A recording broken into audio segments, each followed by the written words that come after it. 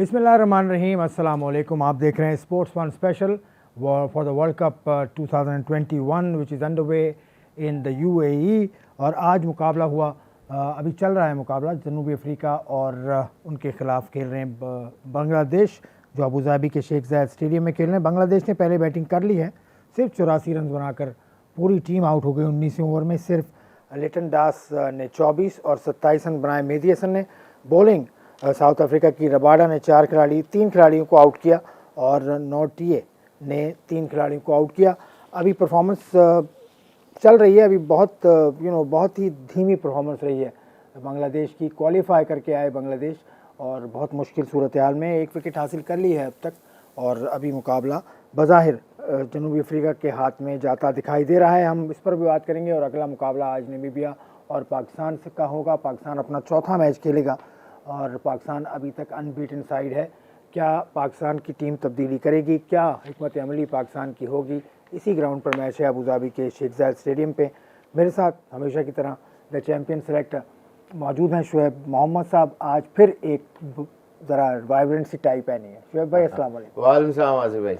ये टाई का आज क्या किस्सा है? आज ये किस्सा है कि थोड़ा सा ये मैच उतना वाइब्रेंट नहीं नज़र आ रहा है। एक वीकेट टीम के अगेंस्ट है तो थोड़ा सा subtle colour, subtle subdued effect के साथ आज मैं आया हूँ। बांग्लादेश ने फिर मायूस किया। बांग्लादेश की टीम कर क्या रही है? इस क्वालिफायर में भी स्कॉटलैंड से हार गई थी। देखिए, इन्होंने स्टार्ट तो कोई बुरा नहीं लिया। दो ओवर के 22 रन उनके हो गए थे, लेकिन उसके बाद जो एक रन रेट, इससे अंदाज़ा ये हो रहा है कि 5 विकेटें 34 रन में गिर गई 5वें 6ठे ओवर के अंदर ही, उसी टाइम पीरियड में। इसका मतलब they wanted to achieve a certain run rate, ताकि वो उस टोटल तक जो उनके दिल दिमाग में होगा उसको फुलफ़िल कर सकें, उसके अचीव कर सकें उस टारगेट को। लेकिन वो चीज़ देखने में इसलिए नहीं आई कि उनकी रैपिड 2 बॉलों पे शुरू में पहली और दूसरी विकेटें सेम स्कोर के ऊपर गिरी 22 रन पे, फिर 34 for 5 हो गए और फिर उसके बाद the sorry saga had already started और वो इवेंचुअली बिफोर 18.2 ओवर्स में पूरी टीम बंडल्ड आउट हो गई। 7 एक्स्ट्रास भी हैं उसके अंदर बाय द वे। तो उनकी तरफ से कोई ऐसे हीरोइक्स देखने में पहले भी नहीं आए और बहुत डल अफेक्ट उनकी टीम की तरफ से आ रहा है। बॉडी लैंग्वेज भी नहीं है, वो एनर्जी भी नज़र नहीं आ रही फील्ड के ऊपर, और जिस तरह दूसरी एक प्रोफेशनल टीम की होती है। 2 बड़े प्लेयर नहीं है इनकी 11 में। शकीबुल हसन नहीं है, उनके अलावा तमीम इकबाल नहीं है। बिल्कुल कॉम्बिनेशन ही डिस्टर्ब हो गया उन दोनों के ना होने से। जाहिर सी बात है कि जो बड़े नाम होते हैं उनका एक वेटेज होता है और उसके अंदर वो आके टाइम एंड अगेन 5 नहीं तो 3 इनिंग्स के अंदर तो परफॉर्मेंस दे ही रहे होते हैं, जब नाम ही इसीलिए बनता है उनका। तो वो जब नहीं होंगे तो फ़र्क तो आना ही है। और लेकिन जो दूसरे यंगस्टर्स हैं उसमें आई एम श्योर उनसे एक्सपेक्टेशन तो बहुत हाई होगी इनकी, लेकिन उनको they have to prove themselves before anything, to make a mark for themselves. और फिर उनके ऊपर आप रिलाई कर सकें, दुनिया के लोग उनके ऊपर बातें करें कि मिस्टर एक्स आ रहे हैं और अब ये आके he is gonna play havoc, और कोई हिस्ट्री भी क्रिएट कर सकते हैं, या रैपिड फायर कोई इनिंग खेलने की एबिलिटी है, या लॉन्गर इनिंग आखिर तक अपने टीम को कैरी ऑन करते हैं बैटिंग के अंदर या बॉलिंग में एक्स्ट्राऑर्डिनरी कैपेबिलिटीज़ हैं। तो वो अभी इनकी तरफ से वो चीज़ें माइनस नज़र आ रही हैं, जिसकी वजह से इस किस्म का बहुत ही लो टोटल के ऊपर ही आउट हो गया। Did the toss play a part again? South Africa one the toss? नहीं, ये तो देखिए दोपहर का मैच है, इसके अंदर टॉस का कोई इतना, इसमें तो बेस्ट पिच की जो कंडीशन है वो जब 22 रन आप कर सकते हैं, जब रबादा ने शुरू किया और शम्सी ने शायद पहला ओवर किया, तो उसमें इसका मतलब ये है, और 22 रन भी आप अचीव कर चुके हैं कम टाइम के अंदर, तो इसका मतलब पिच के अंदर। अच्छा, एक और विकेट ले लिए क्विंटन डी कॉक। अच्छा, अभी आउट हुए साउथ अफ्रीका। वो नेचुरली एक पार्टनरशिप लगेगी तो ये अचीव कर सकेंगे साउथ अफ्रीकन इस टोटल को। नेचुरली विकेट तो गिरनी है जब मैच होगा तो लेकिन यही है कि इनकी तरफ से जो इतनी पुअर परफॉर्मेंस एक्सपेक्टेशन नहीं थी जो उन्होंने दिखाई है इस टूर्नामेंट के अंदर। मैं समझ रहा था कि ज़्यादा कॉम्पिटिटिव डिस्प्ले होगा इनकी तरफ कुछ से। ग्रीनिश सी लग रही है पिच, मुझे तो खैर अंदाज़ा नहीं है यहाँ से, लेकिन कुछ ग्रीनिश है कुछ। जी हाँ, बिल्कुल ग्रीन टॉप ज़रूर नज़र आ रहा है, और बल्कि फुली ग्रास जिस तरह जो डिस्प्ले है वो, अगर इस तरह की पिच के ऊपर साउथ अफ्रीकन भी खेलते तो उनको भी प्रॉब्लम तो होनी ही थी। ऐसा नहीं है कि इस किस्म की कंडीशन में हर बैट्समैन के लिए, इसी की बॉल जो चेस्ट हाई के ऊपर एक्सपेक्ट करी जा रही है बैट्समैन की तरफ से, वो थोड़ा उसके भी ऊपर आ रहा है 6 to 10 इंचेस अबव, तो उसके लिए फिर बड़ी मुश्किल हो जाती है टू प्लेस इट डाउन। और वो जिस तरह आउट हुए और स्लिप या ऊपर कीपर की तरफ जा रही हैं बॉलें और मुंह के करीब से जा रही हैं, इसका मतलब ये है कि इस पिच के अंदर जूस काफ़ी था, और जिसकी वजह से उनको प्रॉब्लम्स तो हुई। लेकिन वही बात है कि उन्होंने जिस तरह स्टार्ट लिया, मारने लगे, तो जाहिर सी बात है रन्स उसमें फ्री रन्स मिले ज़रूर, लेकिन जब एक दफ़ा प्रेशर बना तो फिर दूसरे जो बैट्समैन थे वो बॉल ढूंढते हुए नज़र आए और उसमें विकेटें भी गंवा बैठे। अब ये इजी सेलिंग होगी, उम्मीद तो यही है की जा रही होगी साउथ अफ्रीका के लोगों की जानिब से, क्योंकि स्कोर इतना नहीं है। अब कल के मुकाबले को अगर देखें, इसी ग्रुप का मैच था कल, इंग्लैंड वर्सेस श्रीलंका। जी, अच्छा मुकाबला हुआ, इंग्लैंड ने बहुत अच्छी बैटिंग की। कमाल मैच वो इवेंचुअली मैच ऐसा लग रहा है कि इंग्लैंड ने बड़ा स्मूथ सेलिंग करके आउट कर लिया दूसरी टीम को और मैच जीत गए और ये तमाम चीज़ें, लेकिन ऐसी बात है नहीं। इसलिए कि ये मैच बड़ा बहुत टॉपसी टर्वी रहा, और इसके ऊपर काफ़ी बैलेंस कभी इंग्लैंड की तरफ और कभी श्रीलंका की तरफ ये बोट सेल होती हुई नज़र आई।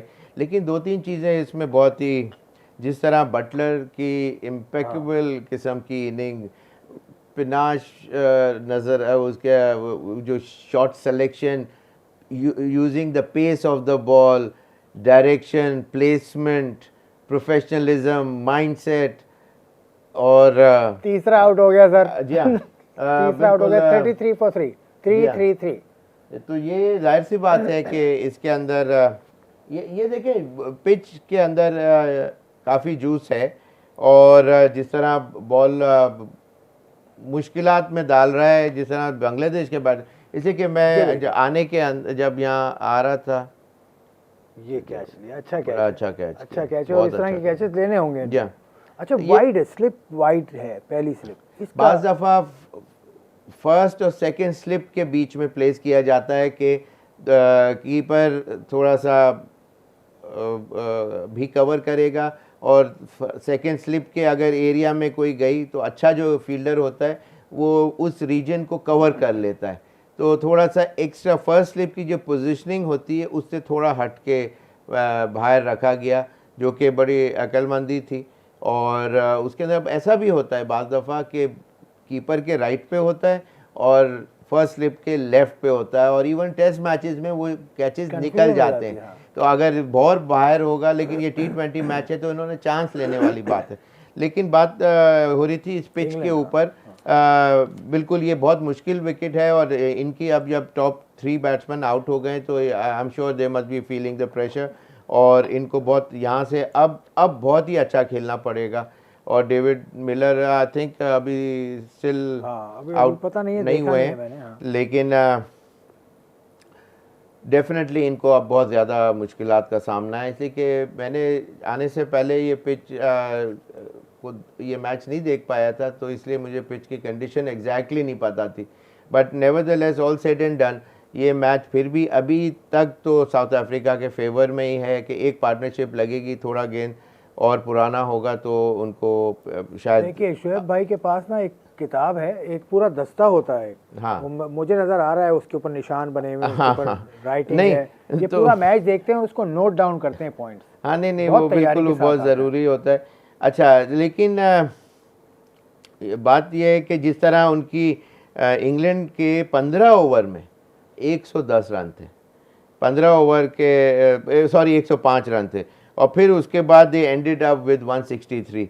Brilliant batting display bye Morgan, उन्होंने बहुत आउटस्टैंडिंग जो शॉट्स जो खेले, और बटलर ने तो खैर कमाल ही इनिंग खेली, 67 बॉल्स के अंदर अपनी सेंचुरी कंप्लीट की, और आखिरी 5 ओवर के अंदर इन्होंने 58 रन्स की एडिशन की। तो बहुत प्रोफेशनलिज्म नजर आया। Professionalism in the method of England is obvious, और इंग्लैंड में कहाँ से ये प्रोफेशनलिज्म आया इस पर ज़रूर बात करेंगे, क्योंकि इंग्लैंड में तो T20 क्रिकेट खेली नहीं जाती, वहाँ तो 100 होती है, उनकी तो अपनी लीग भी नहीं है। Why they are progressing like this, इस पर हम बात करेंगे। और सुनील गावस्कर साहब ने एक स्टेटमेंट दिया था, कल ही मेरी नज़र से गुजरा, इस पर भी कुछ बात होगी इस ब्रेक के बाद।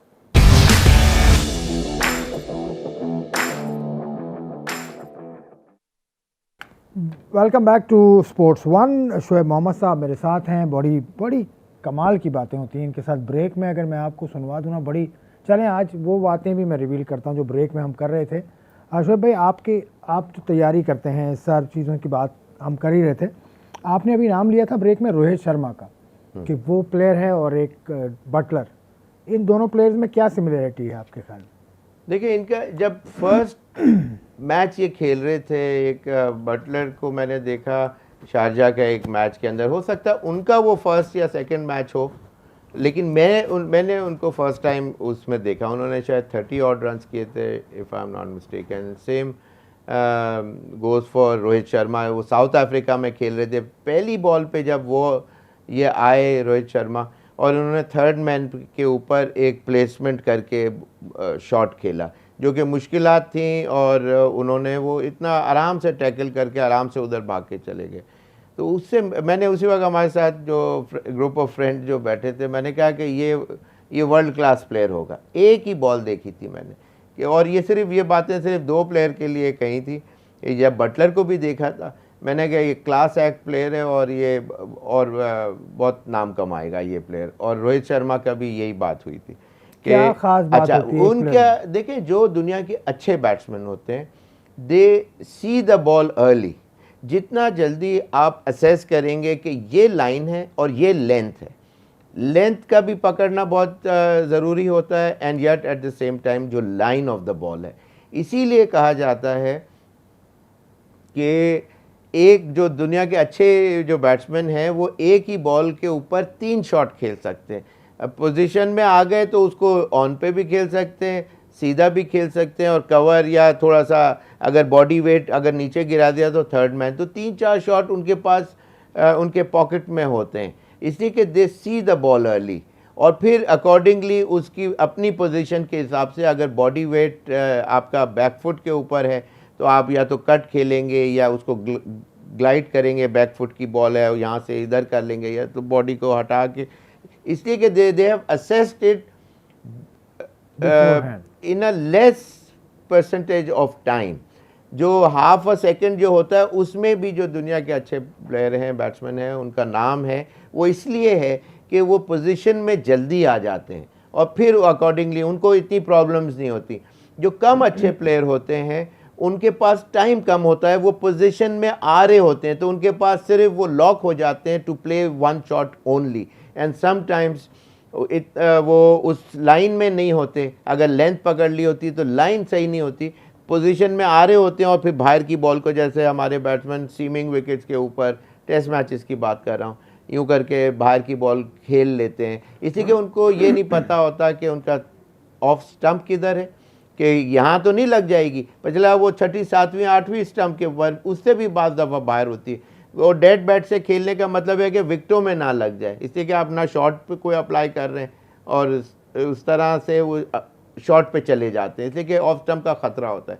तो देर से असेसमेंट हो रही है इसका मतलब। अगर पहले ही समझ आ गई कि हाथ से छुटते के साथ ही आपको पता चल गया, तो फिर आप उसके नेचुरली रिचुअल होते हैं, प्रैक्टिस करनी पड़ती है। क्या वो उसके लिए तो नेट में आपको मेरे साथ चलना पड़ेगा, फिर जाके उसकी समझदारी बताएंगे आपको।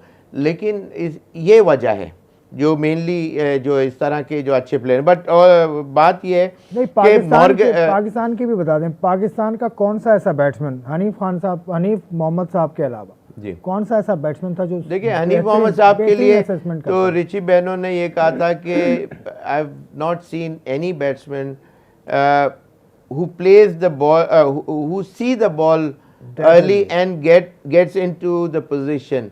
बॉल रिलीज और बैट में जब तक बॉल लगती है उसमें सबसे जल्दी पोजीशन में आने वाला जो एक वाहिद बैट्समैन मैंने देखा है वो हनीफ मोहम्मद साहब है। हनीफ मोहम्मद साहब के अलावा तो नहीं, वो मैं एक बात कर रहा हूँ कि इतना बड़ा प्लेयर की तरफ से वहाँ उनका एक कमेंट मैं आपको से बता रहा था, इसलिए कि मैं अभी एक डॉक्यूमेंट्री पे हनीफ साहब की काम कर रहा हूँ और स्टार्ट कर दिया हुआ है उसके ऊपर, अभी नेचुरली काफ़ी काम बाकी है, तो इसलिए ये चीज़ें फिर मैं गैदर कर रहा हूँ दूसरी दुनिया के तमाम प्लेयरों से।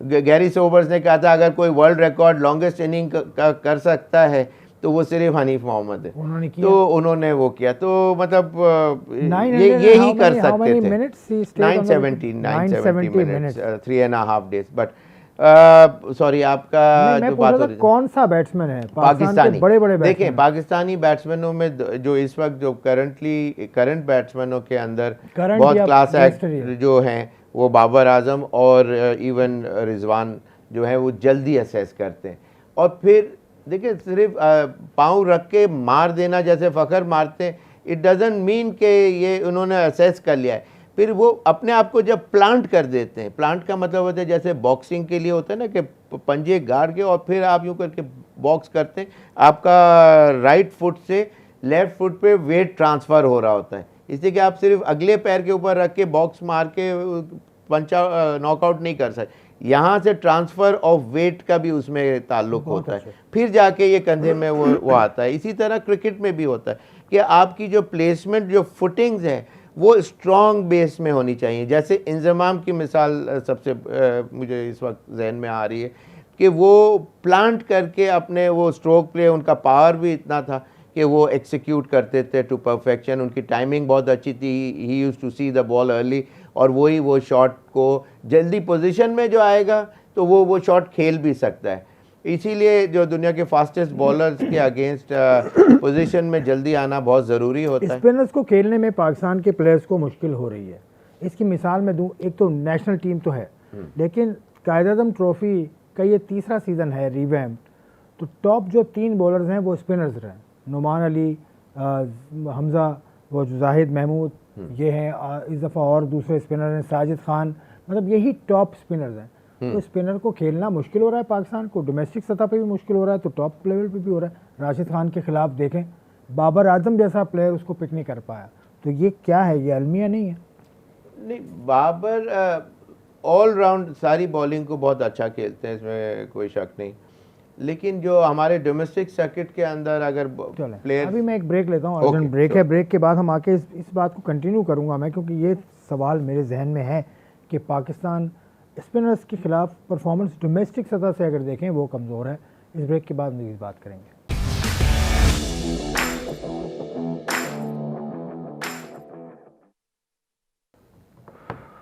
Welcome back to the last segment of sports one. हम बात कर रहे थे बड़े एक टेक्निकल पॉइंट पे, उससे शुरू करता हूँ, फिर बात को ख़त्म करेंगे पाकिस्तान नमीबिया पे। शोएब भाई, स्पिनर्स पे पाकिस्तान की टीम के बैट्समैन डोमेस्टिक सतह से लेकर इंटरनेशनल सतह पे, ख़ास तौर से लेग स्पिनर पे क्यों हल्के हैं? वही बात है कि देखें, जब तक आप हाथ को एक बॉलर का अच्छी तरह नहीं देखेंगे, आप पिच के ऊपर रिलाई करेंगे कि पिच से क्या हो रहा है, तो फिर आप अगर उसकी लेंथ टाइट होगी तो फिर आपके पास टाइम बहुत कम हो रह जाता है। तो असेसमेंट ऑफ जो लेंथ और लाइन है बॉलर के हाथ से, चाहे फास्ट बॉलर हो चाहे स्पिनर हो, एक तो ये, अगर पिच की कंडीशन टर्निंग कितनी है आपको देख के समझ आनी चाहिए, अगर देख के समझ नहीं आ रही तो फिर सामने वाले बैट्समैन, जब आप नॉन स्ट्राइकर पे होते हैं उस वक्त कॉन्सेंट्रेट करें, अगर आप खुद बैटिंग कर रहे हैं तो फिर आप अपने आप को टाइम दें। टाइम देने से ये होता है कि पिच के ऊपर के इसकी इतनी सर्टेन बाउंस है और इतनी सर्टेन उसकी डिग्री का टर्न है, और उससे ज़्यादा एक और चीज़ इंपॉर्टेंट होती है कि जब आप खेल रहे होते हैं तो आप फील्ड प्लेसिंग नोट करें कि फील्ड बॉलर का इंटेंट क्या है, क्या ऑफ पे उसने ज़्यादा लिया हुआ है कि लेग पे ज़्यादा रहे। प्लेसमेंट से आपको पता चलता है कि स्लिप और गली अगर लिया है तो नेचुरली वो चाहेगा कि आपको यहीं खिलाए, टांग पे नहीं गेंद करेगा, स्वीप की बॉल नहीं देगा, वो आपको यहीं पेनिट्रेट करता रहेगा और आउट करने की कोशिश करेगा। ये तो बहुत मुश्किल काम है बैटिंग तो। नहीं, बैटिंग मुश्किल काम भी है, लेकिन अगर उसको आसान भी बनाया जा सकता है कि आप जब अगर शुरू में उसकी लेंथ पकड़ लें, फिर फुटवर्क जो है वो अगेंस्ट स्पिनर्स के, आपका जो सवाल था कि पाकिस्तान में हाईएस्ट विकेट टेकर इस वक्त स्पिनर्स देखने में आए जा रहे हैं, तो उसका मतलब यह है कि आप हमारे प्लेयर ज़्यादातर क्या होता है कि जब निकलते हैं तो उनका कॉन्फिडेंस लेवल ऐसा नहीं होता कि निकल के भी रोकें। पहले कोशिश होनी चाहिए निकलें उस बॉल पे जिस वक्त आप एसेस करें कि गेंद आगे तो है, हाथ से पकड़ना तो पड़ेगा ना वो गेंद तो को। पकड़ना पड़ेगा कि हाथ से ये लूप है चलिए इसके ये तो अंदर। सही है बात। अब पाकिस्तान नमीबिया पे आ जाते हैं, जी टाइम हाँ, कम है। जी, जी। पाकिस्तान के बैट्समैन के लिए ये एक सबक है, क्योंकि the man who has played 45 test matches for Pakistan, so he knows his bit. Pakistan Namibia, कोई तब्दीली होनी चाहिए पाकिस्तान की टीम में? अगर वैसे कोई ज़रूरत नहीं है। एक चीज़, अगर किसी और प्लेयर को प्रैक्टिस देनी है, मैच प्रैक्टिस, तो this is the match where they can. और उसके अंदर एक फास्ट बॉलर हसन अली को, अगर मैच की वजह से नहीं कि वो मैच में अच्छा कर रहे हैं या बुरा कर रहे हैं, किसी और को अगर ज़रूरत पड़ गई सेमीफाइनल से पहले या सेमीफाइनल, या इंशाल्लाह हो सकता है कि Pakistan is also eyeing for the finals इंशाल्लाह, तो उसमें डेफिनेटली आपको बिल्कुल ही एक ऐसे प्लेयर को जो पूरा काफ़ी दिन से मैच ही ना खेला हो तो वो मुश्किल हो जाता है, तो ये प्रॉब्ली एक चांस है।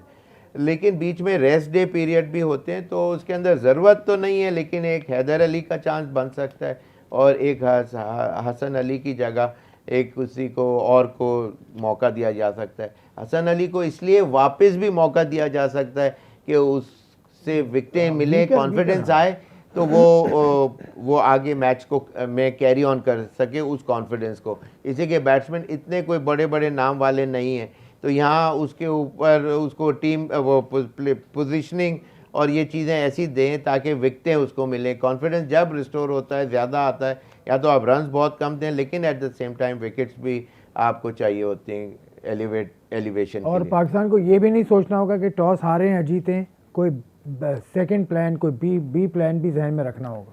देखिए बिल्कुल, हमेशा हर दिन संडे नहीं होता, जैसे वो बात यही है कि आपको हर किस्म के मौके के लिए तैयार रहना पड़ता है, पर रहना चाहिए। और मेंटली भी बाज़ दफ़ा ऐसा होता है कि आपकी जो डिज़ायर्ड जो लेवल्स होते हैं उस पर ही everything falls on to it, but sometimes is the other way round. और उसमें फिर पाकिस्तान को एकदम लास्ट मिनट पे पहले बारी करनी पड़ जाए तो फिर क्या होगा कि हम 200 करेंगे, तो 200 के लिए क्या 10 रन पर एवरेज चाहिए, उसमें 2 आउट हो गए, फिर क्या करेंगे, तो फिर इस तरह प्रेशर बिल्डअप हो जाता है। तो एक इसमें कोई बुरी बात नहीं है कि पहले और बाद में, लेकिन यहाँ कमिंग मैच के अंदर, आज के मैच में ड्यू फैक्टर इतना नहीं है then the one after this one. Scotland के मैच में dew factor is would be there, जो फोरकास्ट वगैरह है उस तरह से। अच्छा, फोरकास्ट के हिसाब से जी आज के मैच में ड्यू, वो कहीं और है मैच, शायद ये अबू धाबी में है, जहाँ भी है वहाँ आज ड्यू फैक्टर का इतना। ड्यू फैक्टर से मुझे याद आया सवाल एक कि ये जो ग्राउंड है अबू धाबी का, ये खुला हुआ है सारा, तो ओपन एयर अगर ग्राउंड होता है उसमें ड्यू ज़्यादा होता है, या दुबई जैसे ग्राउंड में जो कि पैक्ड होता है उसमें ड्यू ज़्यादा होता है? ये तो बड़ा साइंटिफिक, उसके लिए मुझे पहले हवा साइंस क्लासेस लेनी अगर हवा पड़ेगी। चल रही हो, हवा अगर अक्रॉस द ग्राउंड चल रही हो तो उसमें ड्यू का इम्कान कम। खैर इस पे हम बात नहीं करते क्योंकि ऑथेंटिसिटी से बात करनी है। हाँ, वो इसमें देखिए बात वो वजह नहीं होती, मेन चीज़ है कौन सी सिटी या कौन सा मौसम ऐसा है कि जहाँ ड्यू फैक्टर होगा। ग्राउंड का इतना नहीं मैं समझता हूँ होता पढ़ाई करके आएंगे, इस पे पढ़ेंगे और फिर आपको बताएंगे ज़रूर। ये भी एक फैक्टर बन गया है इस टूर्नामेंट में, ड्यू फैक्टर। लेकिन पाकिस्तान पे ड्यू क्या है, ड्यू ऑफ डिफरेंट नेचर, कि पाकिस्तान कंप्लेसेंट ना हो। पाकिस्तान की परफॉर्मेंस जैसी भी है अच्छी, बहुत अच्छी चल रही है, लेकिन कंप्लेसेंसी का टाइम अभी भी नहीं आया। पाकिस्तान को सोच समझ के चेंज करना होगा और plan B has to be there, plan C has to be there. And हम दुआ करते हैं कि पाकिस्तान आज भी जीते और अपना सेमीफाइनल स्पॉट पक्का करे। इस दुआ के साथ अपने इस प्रोग्राम से इजाज़त, खुदा हाफिज़।